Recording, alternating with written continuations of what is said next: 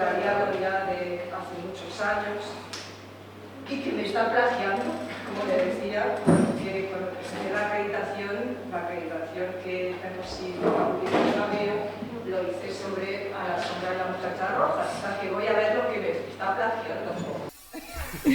Y nada, pues muchas gracias, Ignacio, cuando quieras. Muchísimas gracias. Bueno, yo quiero hablar de esta novela que es una de las novelas menos conocidas de Umbral, menos leída de Umbral, con excepción de Benedict, que se lo ha leído todo y que además sabe todo sobre Umbral.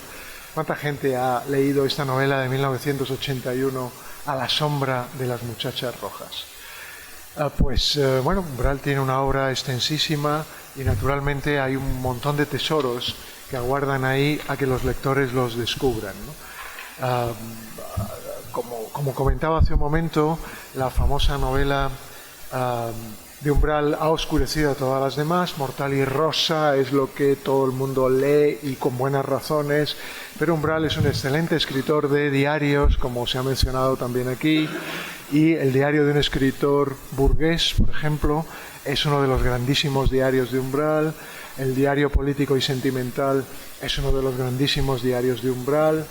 El documental que veremos mañana rinde homenaje a uno de los grandes ensayos de Umbral, que es Larra, anatomía de un dandy. Cualquiera que haya leído el libro recordará que es uno de los ensayos más brillantes de Umbral. Y así ocurre con todo, incluso con las novelas.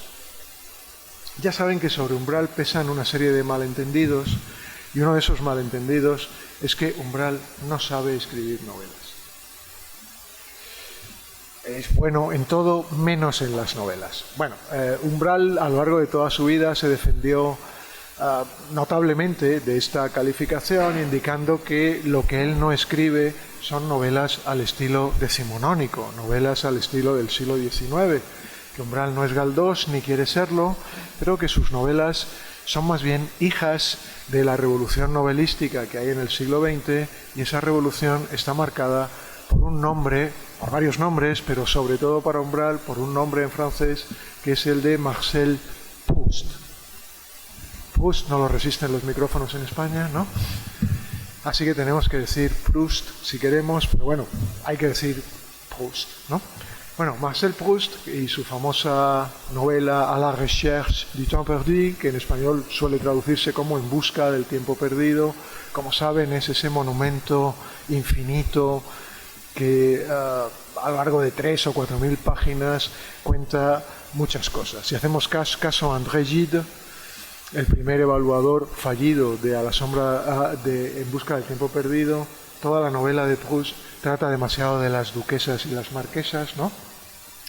Es verdad que hay muchas duquesas y marquesas, pero cualquiera que haya leído a Proust recordará que En busca del tiempo perdido es muchísimo más que eso, ¿no? Los 7 volúmenes, las 3.000, 4.000 páginas, son una nueva forma de entender qué es una novela.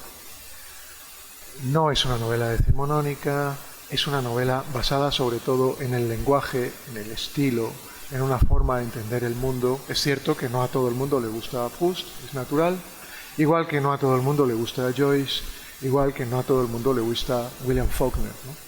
Los 3 grandes revolucionarios de la novela en el siglo XX. Bueno, Umbral pretende enlazar, y yo creo que lo consigue, con la nueva novela del siglo XX, una novela no realista, una novela que no nos cuenta cuántos escalones hay para subir hasta la casa de Fortunata o de Jacinta. Yo he vuelto a releer recientemente esa gran novela de Galdós, a mí me gusta mucho Galdós también, y Galdós en su afán nos dice cuántos escalones hay que subir para llegar a la casa de una de ellas y cuántas ventanas hay en la casa de otra de ellas, la que da a la plaza de Pontejos.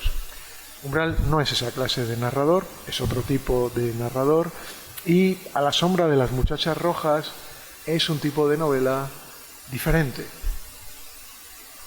El título, evidentemente, es un homenaje, como no, vamos a ver si me funciona esto.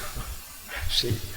El título es un homenaje a la famosísima segunda parte de Proust, A l'ombre de jeune fille en fleur, que en español es algo así como A la sombra de las muchachas en flor, me parece que es como se suele traducir, ¿no?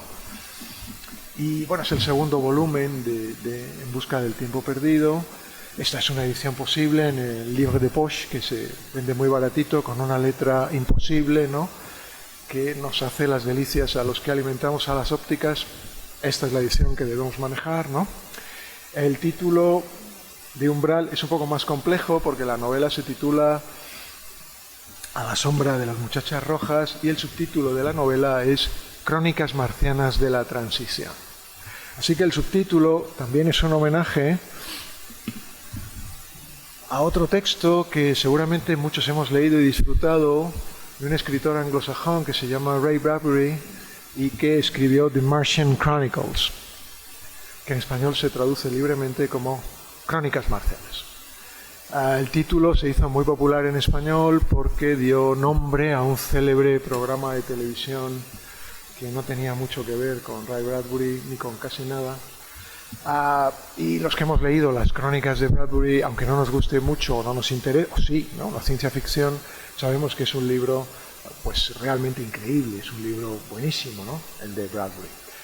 ¿Cómo se pueden juntar a Marcel Proust y a Ray Bradbury en un mismo título? Pues bueno, Umbral es ese escritor ecléctico que lo mezcla todo y tiene esa corriente francesa, ese homenaje a Proust y esa corriente anglosajona de el título. Pero cuando leemos las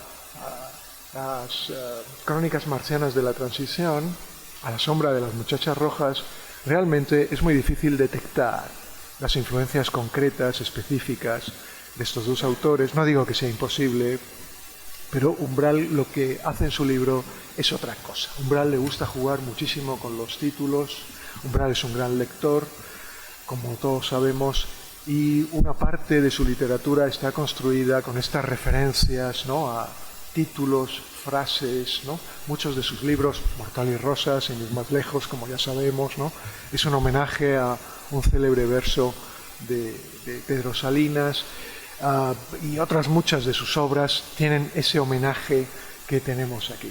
Pero cuando leemos, y bueno, es lo que conviene hacer, Crónicas marcianas de la transición, lo que nos encontramos es con este Umbral juguetón que se ve muy bien en muchas de estas fotografías, algunas de las cuales son de su mujer, otras no, ¿no?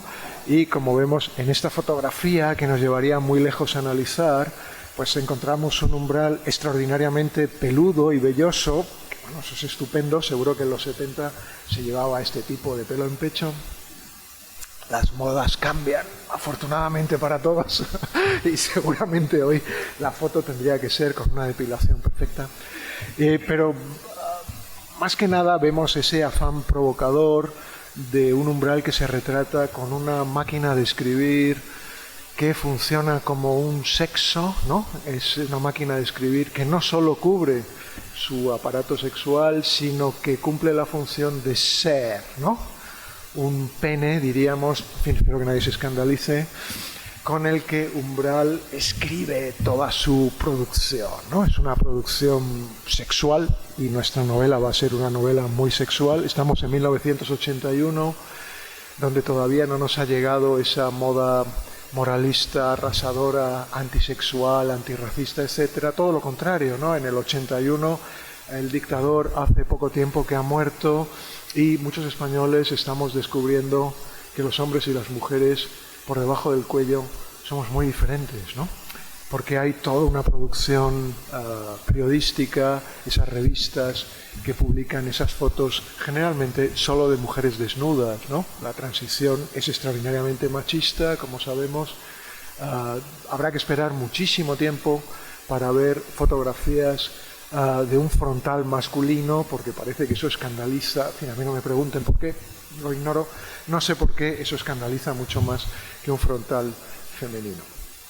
El caso es que los lectores hombres en 1981 compran esas revistas como Interview que mezclan política y sexo de una manera que hoy se nos antoja imposible, ¿no? ¿Qué tienen que ver todas estas actrices que se desnudan en la portada de Interview con esos escándalos que aparecen en la portada de Interview? Pues bueno, es una cultura de la época que probablemente tenemos que conectar con esa transición, España se despelota, diría Umbral, que es un término muy interesante, ¿no? Y seguramente muy apropiado, y ese despelotarse tiene mucho que ver con haber descubierto que existe la libertad política y que esa libertad política también es una libertad sexual. Las dos van muy unidas. Conviene recordar que en el 81 uno ya se puede divorciar, creo, ¿no? Hay un ministro que ha pasado a la historia por muchas cosas, pero fundamentalmente porque en 1981 se aprueba la ley de divorcio en España y ya no es necesario seguir casado eternamente con el mismo hombre o con la misma mujer y buscar fórmulas, pues amantes o lo que sea, ¿no? El divorcio seguramente no es lo mejor que nos puede ocurrir en nuestras vidas, ¿no? Pero para muchos también es una solución interesante para llevar una vida mejor que la que podía llevar estando casado. Bueno, Umbral, como ven, se representa en esta fotografía también con una imagen clásica que al menos desde el final de la Edad Media llega hasta el siglo XX, que es ese memento mori que decimos los técnicos, ¿no? En latín, acuérdate de la muerte, que representa la calavera. Mirando una calavera sabes que todo lo carnal va a desaparecer. Ya saben, ese consejo que daban los moralistas de siempre, de cuando estés muy excitado sexualmente, recuerda que tu compañero es un cadáver. Bueno, pues, creo que no hay receta mejor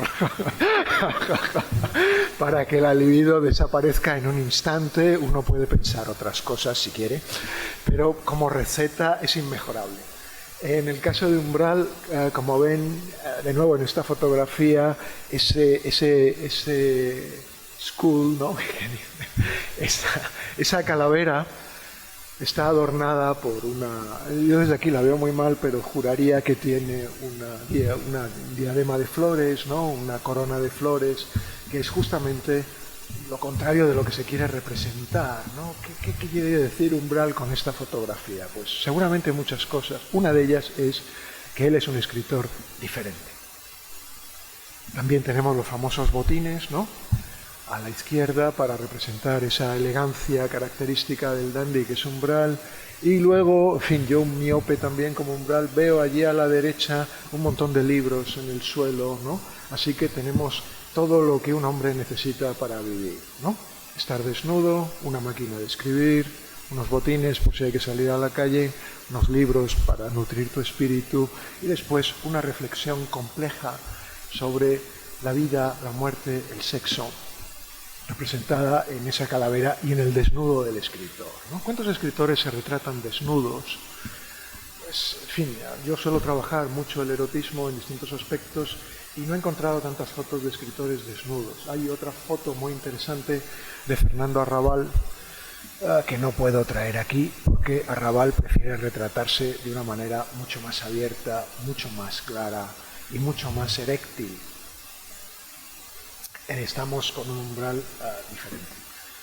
Bueno, se han acabado las imágenes aquí. A partir de ahora lo que hay es texto. Lo siento, me disculpo, ¿no? Texto y texto porque la literatura es fundamentalmente texto.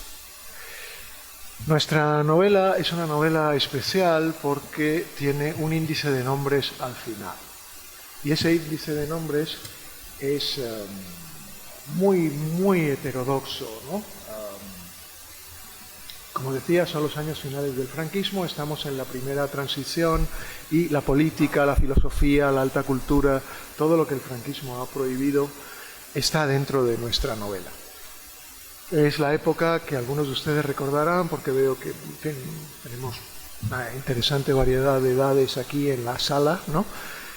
Y seguramente muchos recuerdan que en los principios de los 80, finales de los 70, había esas bandas de fascistas que se dedicaban a asaltar a gente que pensaba de otra manera. Es la época de la legalización del PC y el propio Umbral tiene varios problemas graves cuando visita el barrio de Salamanca porque los grupos de los cachorros del régimen de Franco suelen perseguir o agredir a los que pues llevan signos como una bandera comunista o van vestidos de una manera especial. Llevar el pelo largo en la época, si eres hombre, pues puede suponer un riesgo para tu salud.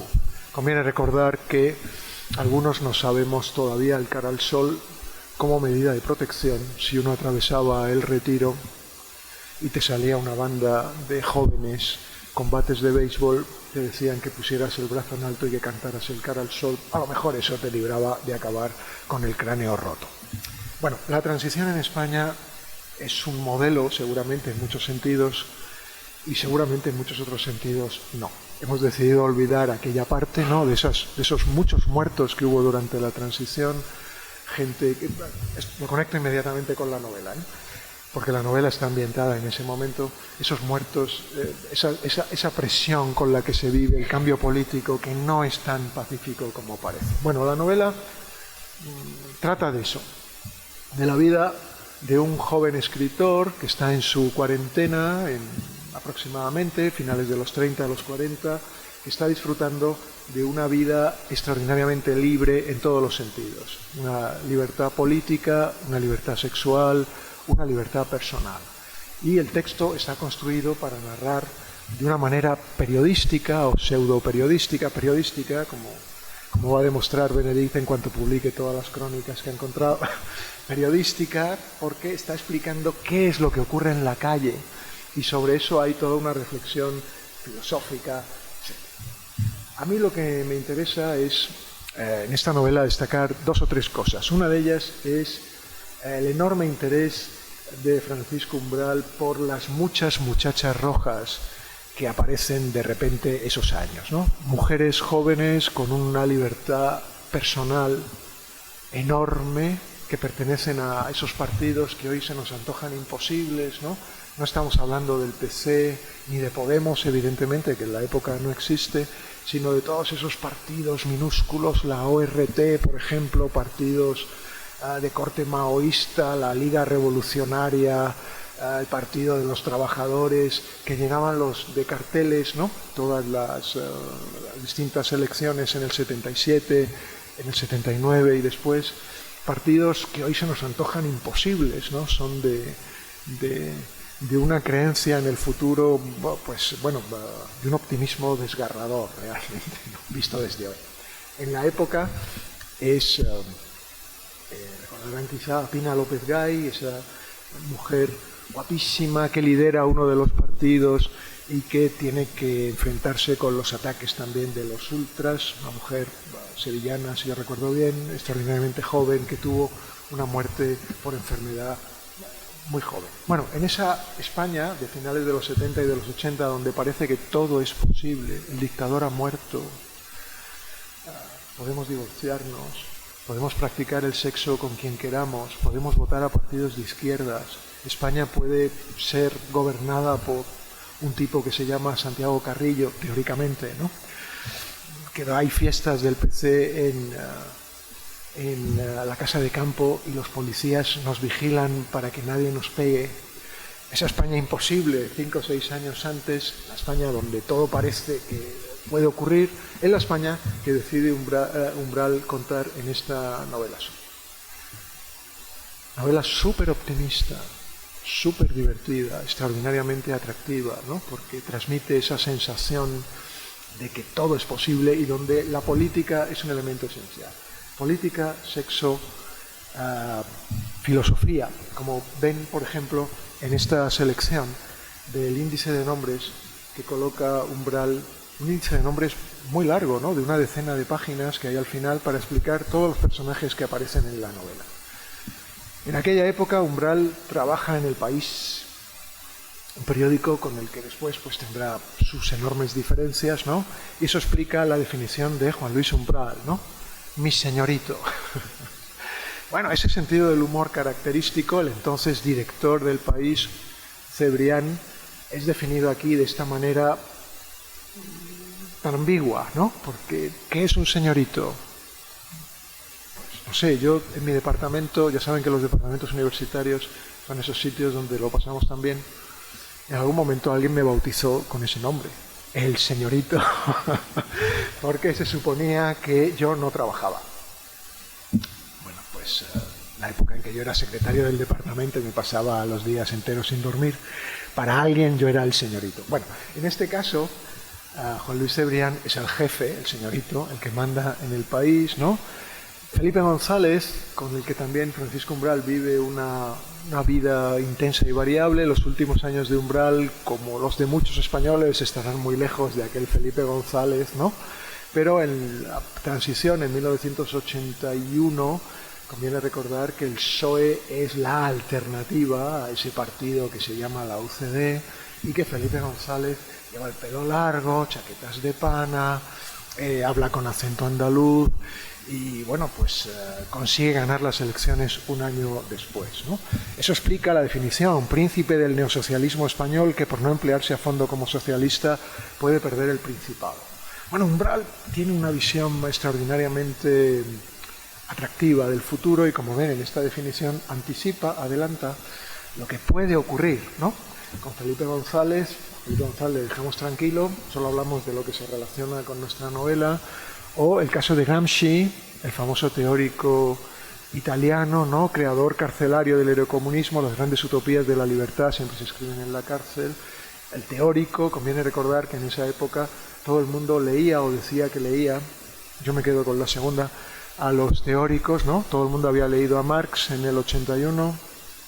Si alguien intenta leer a Marx ya sabe que es duro.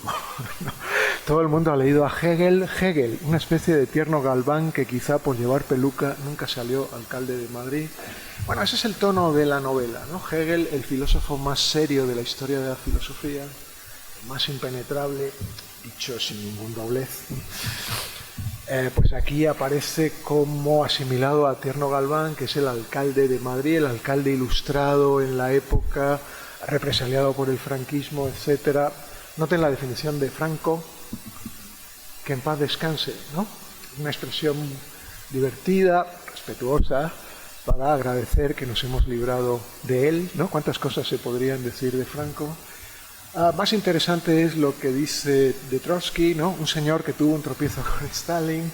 Bueno, en la época hay muchos partidos trotskistas, los que venimos de allí no sabemos perfectamente la diferencia entre ser revolucionario o reformista, ¿no? ¿Cuántos amigos son expulsados de partidos por ser reformistas, que es lo peor que puede ser, ¿no? Es lo que se opone al revolucionario. ¿Hay algún partido trotskista en España en la época? Claro, ¿no? La ORT es el partido trotskista, ¿no? La diferencia entre Trotsky y Stalin, no me pidan que se la explique ahora, pero en la época todo el mundo distinguía muy bien, ¿no? Esa idea de la revolución permanente de Trotsky, este señor que Stalin borró de todas las fotografías, ¿no? Para reescribir, como decía antes el profesor Darío Villanueva, para reescribir el presente a partir del pasado, o el pasado a partir del presente.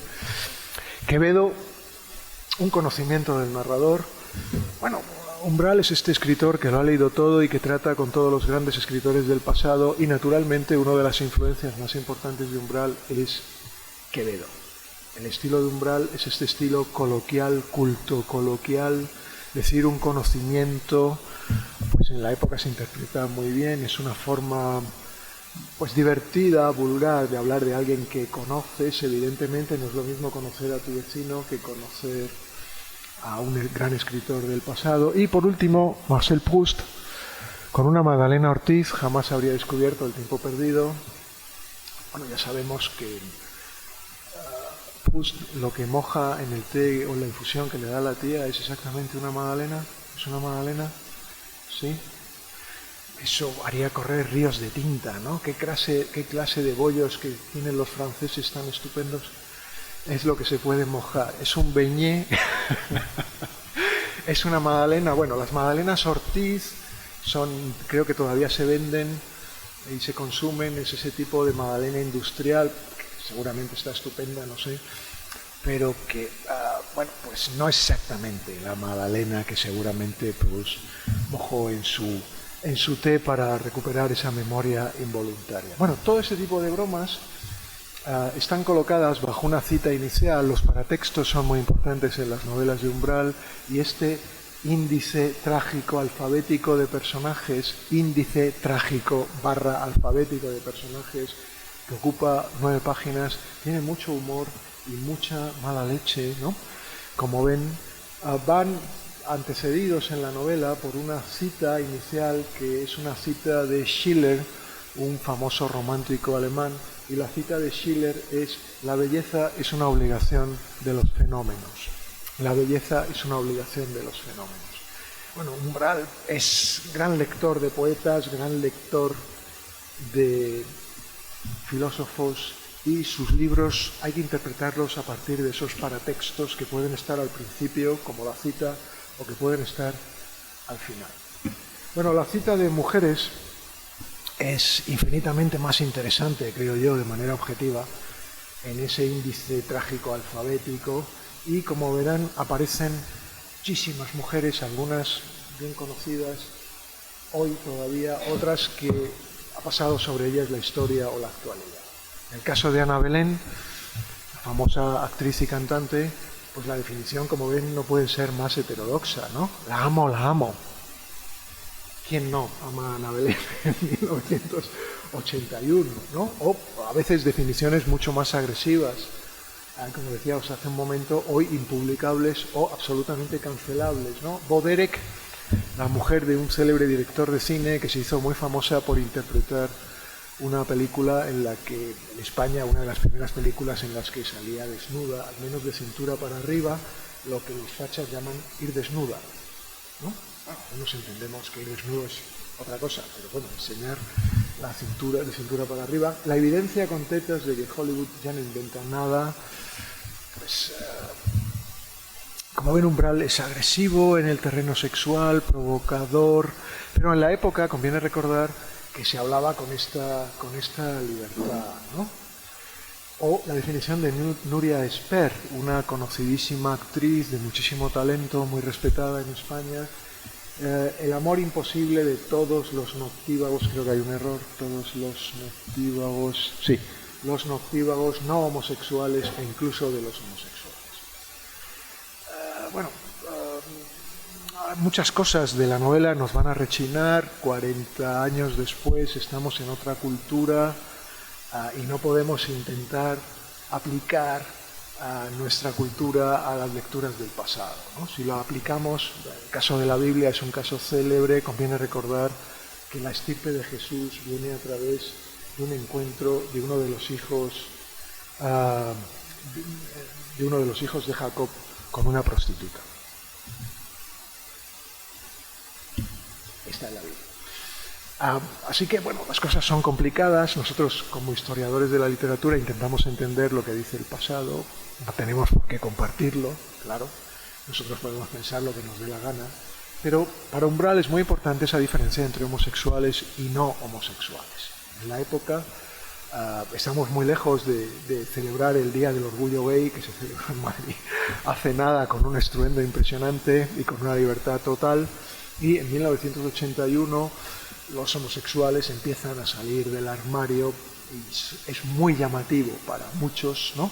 Umbral es un escritor 120% heterosexual, seguramente, como muchos en la época, así que la cultura homosexual es extraordinariamente llamativa. Algunos iconos o algunos personajes pueden representar muy bien curiosamente, ¿no?, un atractivo erótico para ambos tipos de colectivos, ¿no?, el heterosexual y el homosexual, ¿no? Noten aquí, hay algo que percibimos, ¿no?, un comentario maligno que percibimos aquí a la hora de definir a Nuria Esper. Algunos de los personajes, como estoy citando, son personajes reales. Rosa María Mateo, que no hace tanto fue directora de Televisión Española y que durante muchos años fue locutora, ¿no?, de las noticias, es definida aquí como gran locutora de televisión que le reprocha al cronista, sin tolerar la rata, su machismo con 4 frescas o en silencio, lo que aún le duele más. Bueno, Rosa María Mateo, un ejemplo de profesionalidad, seguramente todos lo tenemos así, y como ven, acusa a Umbral de ser un machista.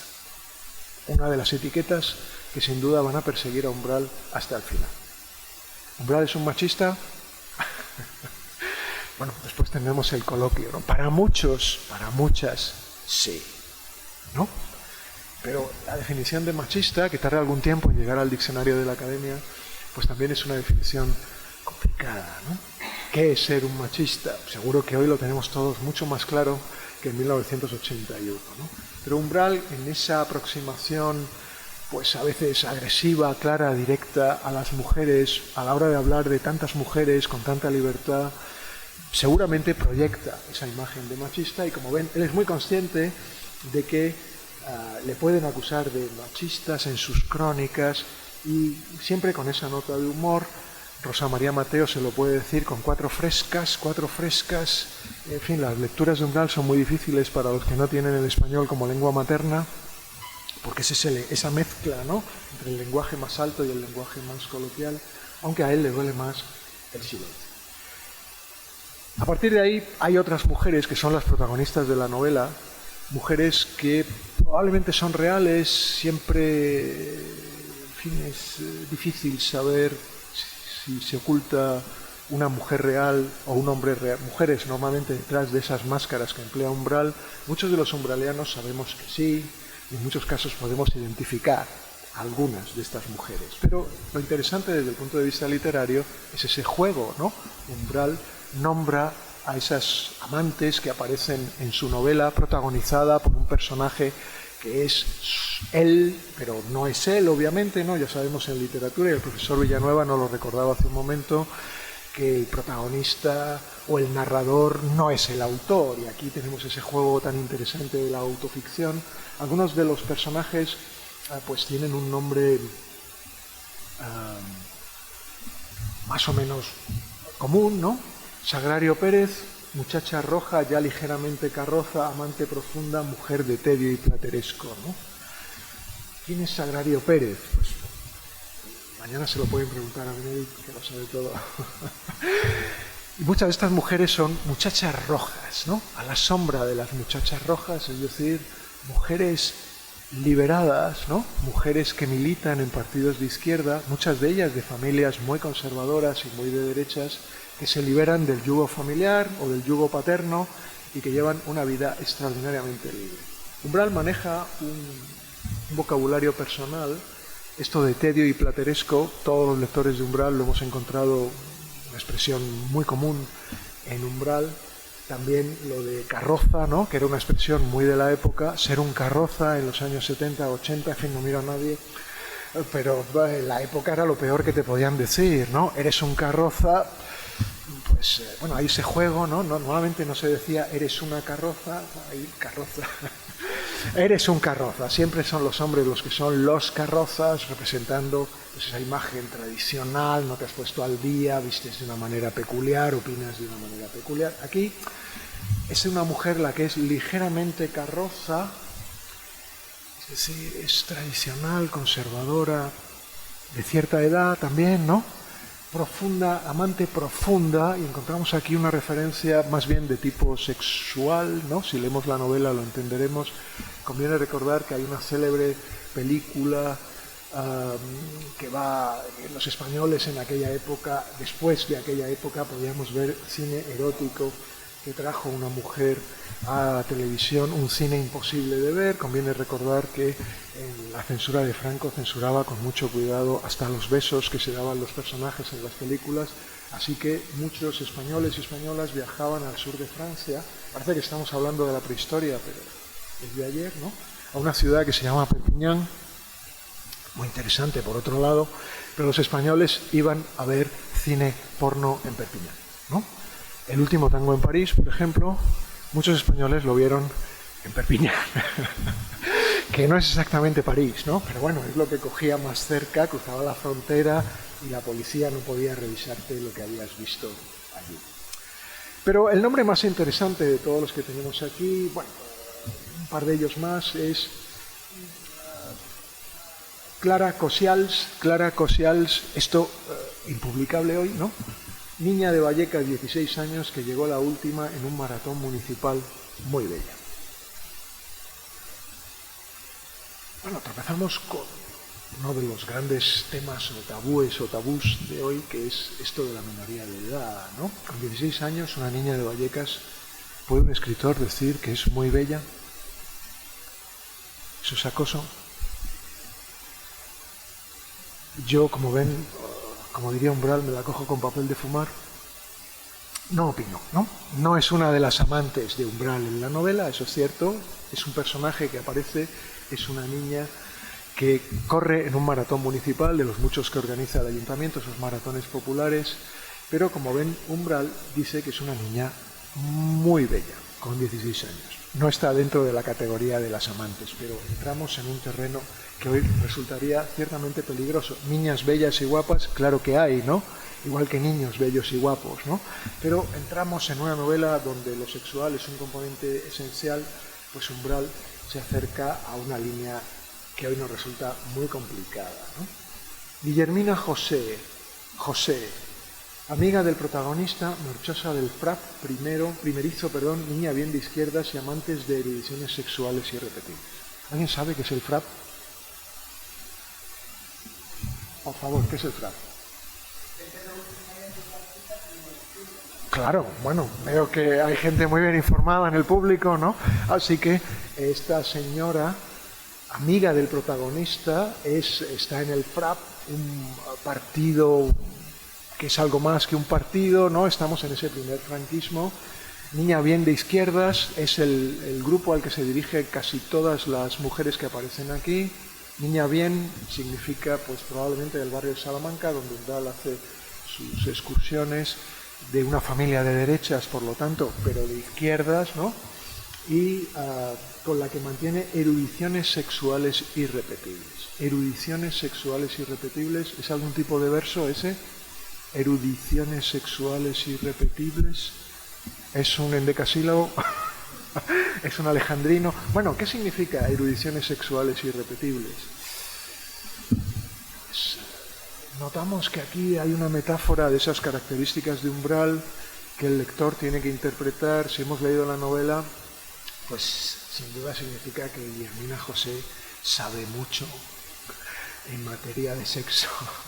Mucho, y eso es sin duda erudición.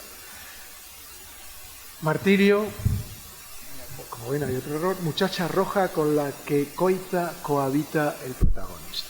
Martirio aparece en la novela mucho y tenemos esa característica barra del estilo de Umbral, ¿no?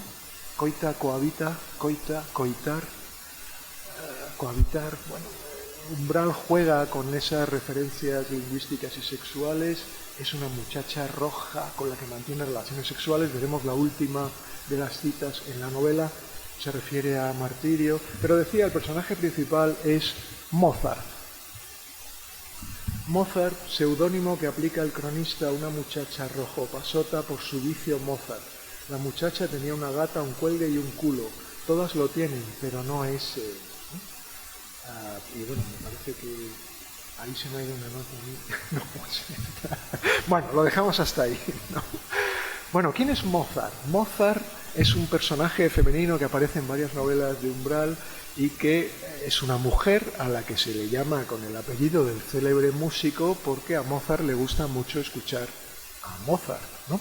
Bueno, rompemos ahí una barrera muy interesante entre hombre y mujer, porque nuestra novela, a pesar de tener un tinte machista inequívoco del 81, tiene también un tinte moderno inequívoco, y es que, ese es el núcleo de mi exposición, y es que todas estas mujeres están extraordinariamente liberadas, son extraordinariamente libres, hacen lo que quieren.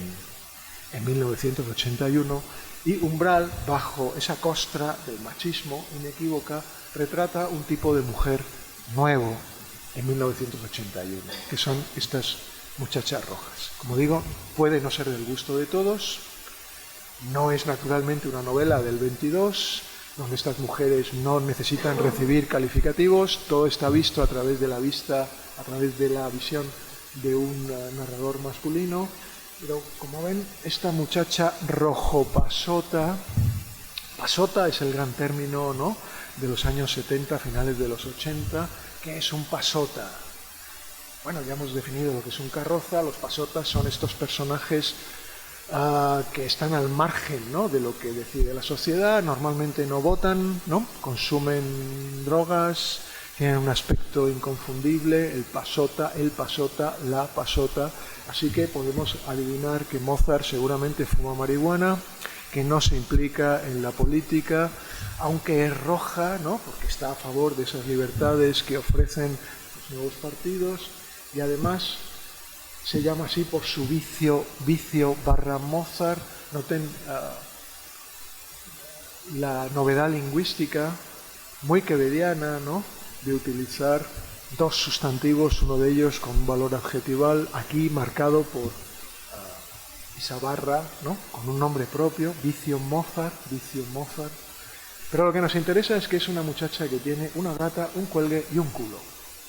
Es una enumeración creciente o decreciente, ¿no? Desde el punto de vista de la vieja retórica, aquí Umbral nos plantea siempre muchos desafíos.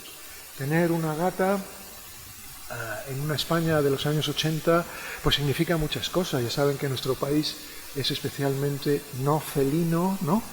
Los felinos son característicos de los ingleses, aunque hoy las cosas han cambiado mucho y cuando vas al veterinario te encuentras a otra gente que también tiene gato como tú, pero durante mucho tiempo lo que había que tener es perro. Está muy bien, yo tampoco tengo nada contra los perros, pero tener una gata indica ya un toque de progresía característico de la época, que tiene un cuelgue, estar colgado, un cuelgue. ¿Es una palabra admitida por la academia, cuelgue? No lo sé. Está en el diccionario Shelley, sin duda. Un cuelgue, ¿no? ¿Qué es estar colgado? Pues, utilizamos esa jerga Shelley sobre el diccionario que Umbral publicará 2 años después, el diccionario Shelley tan interesante, indica ese cambio que está habiendo en el léxico y que es el léxico de la calle, ¿no? Tener un cuelgue puede ser una pasión amorosa, estar colgado por alguien, sin duda, ¿no? Tener un cuelgue musical por Mozart puede ser también, pero también se puede uno colgar de muchas otras cosas, estar colgado de la droga. Bueno, no sabemos, el cuelgue es esas expresiones ambiguas características de la época. Y por último, un culo, ¿no? Decir que una mujer tiene un culo, como ven, al narrador le obliga a dar una explicación que hoy nos resulta rechinante, ¿no?, pero que en la época seguramente sería un factor muy humorístico. ¿Está? ¿Sí?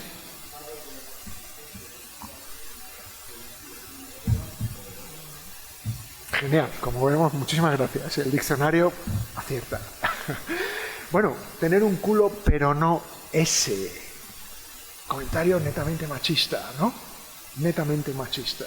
Solo las mujeres tienen culos, los hombres no. Bueno, entramos en esa vieja discusión de si es más interesante el cuerpo femenino o masculino. En la época se discutía con pasión este tipo de cosas. Solo el desnudo femenino es hermoso, el desnudo masculino no. Y bueno, algunos ya, sin darnos las de listo, pues discutíamos un poco que las cosas no son tan simples, ¿no? Bueno, los culos son muy variables, ¿no?, naturalmente, y el culo de Mozart está claro que es un culo especial, que al narrador le interesa mucho ese culo. Como ven, no se nos explica mucho más. Bueno, la novela está dividida en crónicas de 4 o 5 páginas y la novela nos cuenta una forma de vivir nueva en esos años en los que Franco se está marchando afortunadamente. Estamos en plena transición, así que si alguien quiere conocer la transición en España, de la que se ha hablado tanto, de la que se ha renegado tanto, conviene recordar aquí que algunos partidos pues han explicado generacionalmente que aquella transición no fue lo que fue, que se pudo hacer mejor. Seguramente sí, yo solo hablo de literatura, ¿no?, y en concreto solo hablo del libro de Umbral, pero lo cierto es que nos encontramos en un momento privilegiado de la historia de España, momento de paso de una dictadura que podríamos llamar fascista, creo yo, sin mucho problema, a una democracia con muchos problemas también, ¿no?, una democracia que está echando a andar. Umbral explica muy pronto en el libro: yo había vivido el tardofranquismo a la sombra de las muchachas rojas. Yo había vivido el tardofranquismo. El término tardofranquismo también se ha popularizado y Umbral lo utiliza muchísimo. Creo que está muy acertado. No es lo mismo el franquismo de los años 40 y 50, obviamente, que ese franquismo final de los años 70, cuando Umbral publica muchísimos de sus libros en ese periodo del cambio. Vivir el tardofranquismo a la sombra de las muchachas rojas significa que ya antes de que Franco muriera, el narrador dice haber vivido esa libertad que no llega exactamente cuando el dictador muere, ¿no? Basta ver solo las fotos de los grupos musicales de finales de los 60 y los 70. Yo recuerdo un Miguel Ríos con una melena impresionante, ¿no? O todos estos, pues no sé, los Tops o todos los que cantaban y se compraban la ropa en Londres con unos cuellos imposibles y este tipo de esas cosas. Bueno, a mí me interesa mucho más la minifalda, pero eso no voy a hablar. Bueno, se trata de un grupo de crónicas con títulos muy divertidos, y estos que tienen aquí son los títulos de algunos de los capítulos. Está escrito en clave cronística y de humor. La niña Mozart quiere ver el Leonardo de Camón Aznar, estando ella en peligro de muerte, y cómo con Suárez no se nos arregla. Es el título de uno de los capítulos.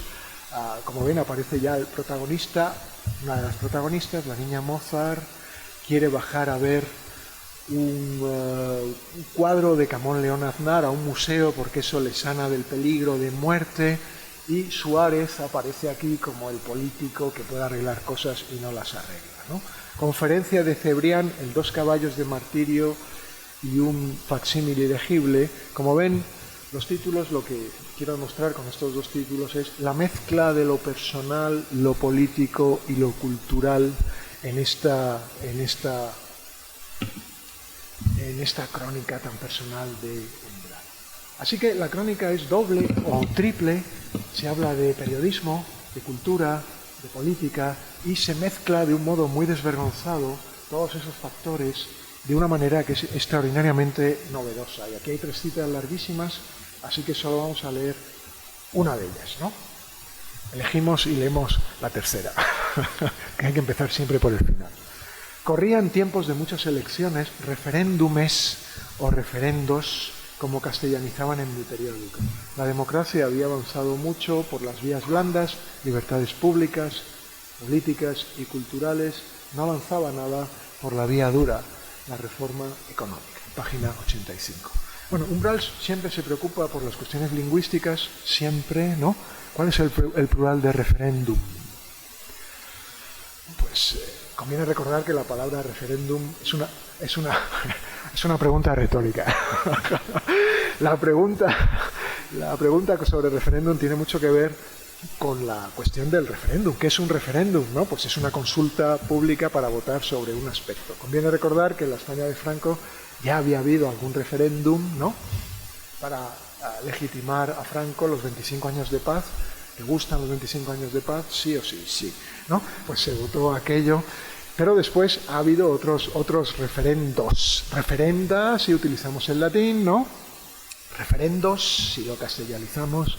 Referéndums, en ningún caso, ¿no?, dicen los lingüistas. Bueno, Umbral reflexiona y, como ven, la norma que utiliza es la norma de mi periódico, que es la norma del país. El país está cambiando, el periódico y el país, y necesitamos utilizar un vocabulario nuevo, y Umbral se preocupa por el plural. Da el plural de su periódico. Pero lo más interesante de la cita es el peso político enorme que hay en esta novela. Si echamos un vistazo a la primera, que no voy a leer por falta de tiempo, vemos que Umbral habla de los lugares de moda de la época, como es la Vía Láctea, el Oliver, el Paddington o el Carrusel. Lugares, alguno ha sobrevivido, bueno, creo que el último que sobrevivía era Oliver, pero ya no está Oliver, sí, bueno, ha cambiado de dueño. Estos lugares de la movida, donde iban los intelectuales, los escritores, los actores, los artistas. Y a Umbral, sin embargo, lo que le interesa es el cambio político también. Así que es una novela con un fuerte trasfondo político, como se muestra en ese final. La democracia avanza, estamos en el 81. Conviene recordar que el famoso golpe de Tejero es de ese año, ¿no?, del 81, el famoso intento de golpe de Estado de Tejero, y de repente España está cambiando, hay libertades públicas, hay libertades políticas, se puede votar, hay partidos políticos, hay libertades culturales, se pueden enseñar desnudos en las películas, se pueden decir tacos, se puede criticar a la dictadura, pero Umbral es muy consciente de que esa transición es una transición relativamente falsa, porque nos faltan la reforma económica, ¿no?, que seguimos esperando. Una de las protagonistas más interesantes es Carmen Díaz de Rivera, que es una de esas políticas que milita en UCD, ¿no? Un ángel rubio, con una historia personal muy interesante, ¿no? Que yo no voy a desvelar aquí, y que Umbral considera una de sus grandes amigas, Carmen Díez de Rivera, una prima lejana. Pues como ven, aparece en esta novela como una de las chicas rojas. Carmen Díez de Rivera es una de las chicas rojas. Bueno, es una de las chicas, ¿no? Pero no sé si exactamente rojas. Hay otras chicas que aparecen aquí que no son exactamente rojas, como Pitita Ridruejo, que no calificaríamos de chica roja, ¿no? O como Carmen Díez de Rivera, que está aquí. Bueno, se mezclan de nuevo los elementos personales, los elementos característicos de un estilo novedoso, y me interesa sobre todo la cita larga, ¿no? Pero ella sí que fue la Mary Poppins de la transición y se la vio volar con su abanico siempre hacia la izquierda hasta quedarse sola, despojada de todo, autosaqueada, viviendo en la copa de un árbol en un barrio residencial, con 4 libros, mucho sol y una estilográfica para escribir cosas políticas, borradores de convocatorias y cartas al gobierno entre el feminismo y el acratismo, con un broche de luz poniente en la melena oro y un sigiloso beso de sangre en las entrañas. Bueno, creo que es un magnífico ejemplo, casi cerraría aquí, si no tuviera que seguir un poquito más, pero poco, porque la cita es un magnífico ejemplo de esa escritura deslumbrante de Umbral, absolutamente deslumbrante, ¿no? Con esas metáforas o imágenes finales, ¿no?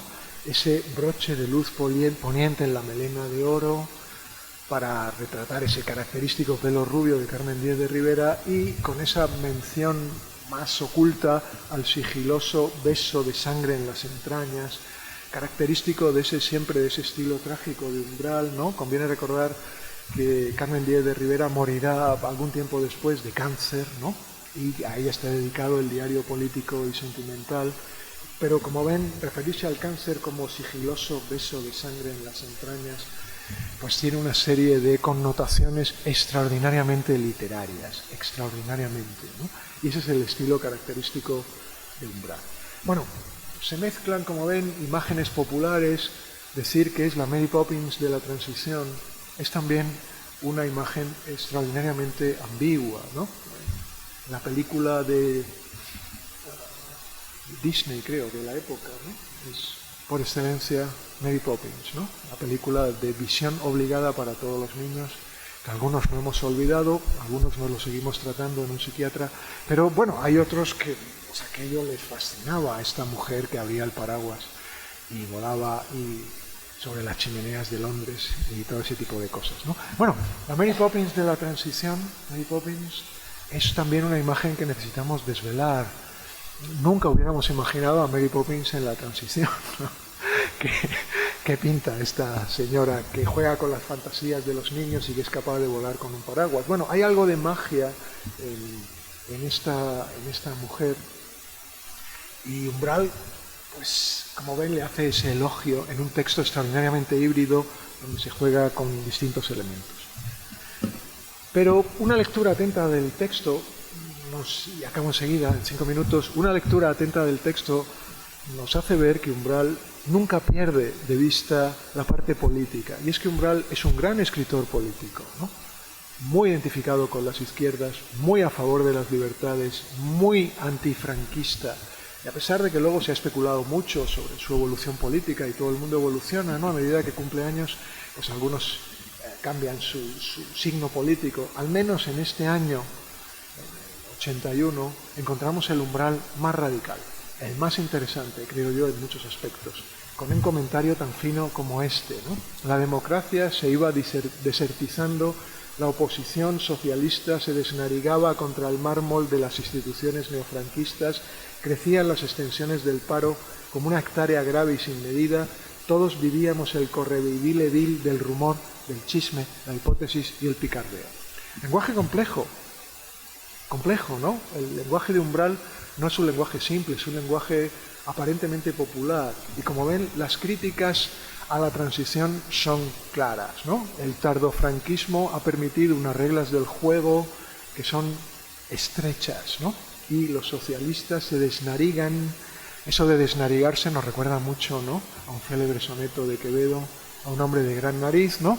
Es de Ovidio Nasón Desnarigado, dice el maestro Quevedo, un conocimiento del narrador. Y bueno, aquí Umbral es más socialista que nunca. Mujeres muy individuales aparecen en medio de este contexto, esta mezcla entre política, literatura, cultura, críticas a los franquistas y elogios a este tipo de mujer nueva. Y por encima de todo eso salto esta que no me interesa ahora y me quedo con la penúltima de las diapositivas, ¿no? Los mayores de 40 estábamos viviendo la democracia como una segunda juventud. Creo que eso define muy bien el libro y define muy bien qué fue la transición. No solo para los mayores de 40, claro, pero si tienes 20 años no te ha dado tiempo a tener una segunda juventud. Con los mayores de 40, sí. Incluso la gente de derechas sin saberlo. Todo el duelo de la transición estaba en eso, en que la derecha menos intelectual quería recobrar el tiempo pasado, la juventud perdida, habiendo marcha nocturna y belicosa al sepulcro, debe ser un error, haciendo marcha nocturna y belicosa al sepulcro de Franco.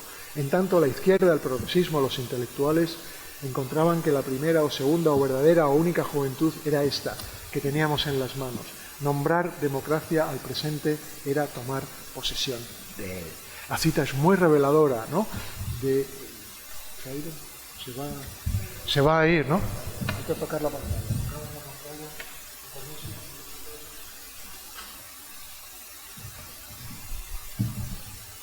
La lucha entre la derecha y la izquierda por recuperar esa juventud, en el caso de la izquierda, viviendo la transición política como una segunda juventud. En el caso del narrador, viviendo la transición política como una segunda juventud. El libro está lleno de optimismo. Naturalmente, no todo es positivo, ¿no? Voy a cerrar con una cita extraordinariamente machista para que no me digan que idealizo a Umbral. No lo idealizo, ¿no?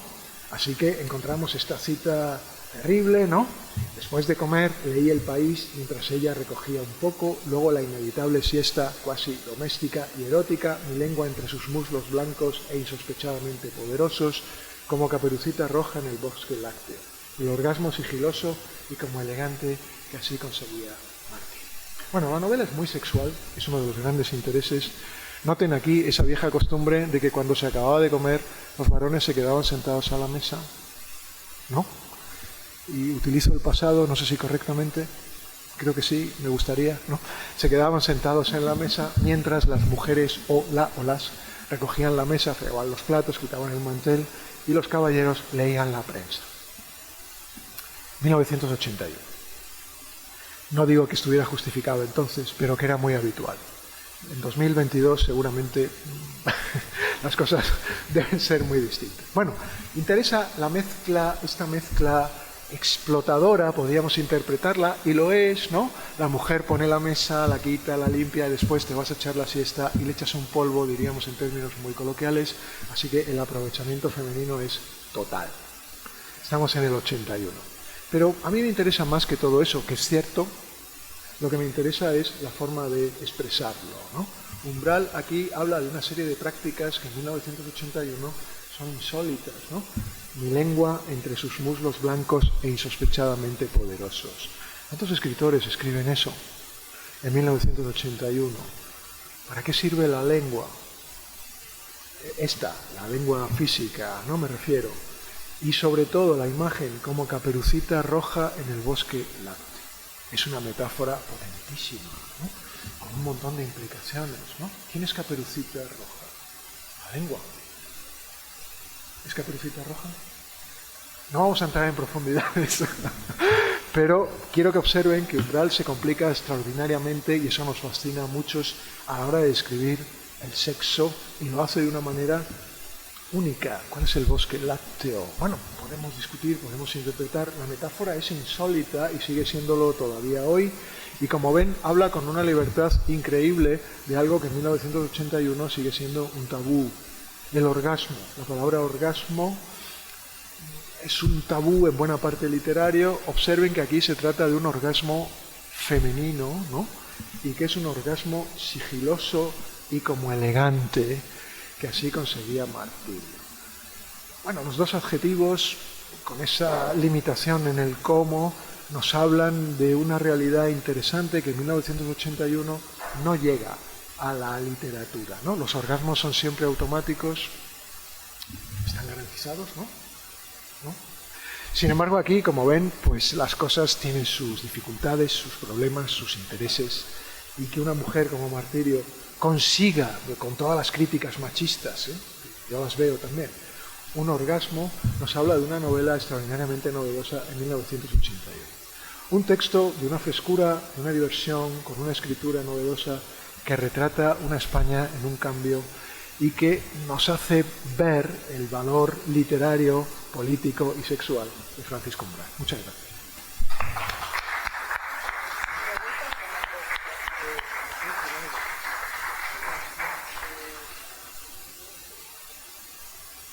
Muchísimas gracias, Ignacio. Como siempre, son exposiciones, tiene una oratoria que me da una envidia impresionante y con ideas además totalmente nuevas. Decir que este libro ya se puede, como todos los libros de Umbral, o sea, siempre hay diversos planos de lectura, de comprensión, según pues, el nivel de connotaciones, de notaciones que tenemos todos, cada uno de nosotros. Entonces, nos quedan 5 minutos porque tenemos que comer a la hora y entonces si hay alguna pregunta...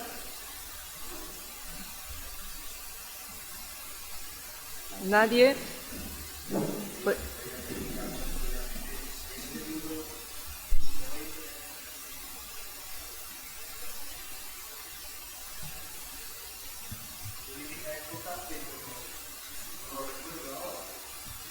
Claro, hasta donde yo sé el libro pasó sin pena ni gloria, ¿no? No tuvo mucha influencia, no se vendió mucho. 3 ediciones, pero no son de ese año, ¿no? Del 81, son de... Ah, sí. Entonces no digo nada. 3 ediciones, pero es verdad que el libro no tuvo una excesiva producción. Es normal que uno no viera, probablemente porque en el 81 pues estábamos en plena fiebre del cambio democrático, se publicaban muchas cosas y el hecho de publicar un libro con el título de A la sombra de las muchachas rojas quizá no es un tratado político exactamente, no es una novela, pero es una novela peculiar de Umbral. El libro, la bibliografía de Umbral, no es de los más apreciados, ni de los más leídos en general.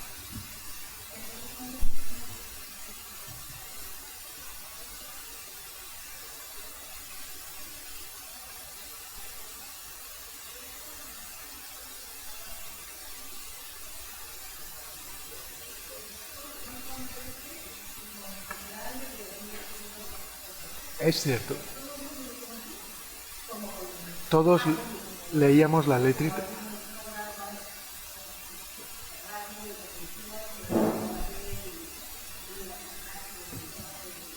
Sí, era Umbral conocía todas las folclóricas, era un personaje, un escritor muy insólito, por eso, por su tratamiento de Lola Flores, su admiración por Mis mujeres, que ha salido citado antes, y todo el mundo lo conocía como columnista, ¿verdad? Los libros de Umbral en general se vendían poco, en general.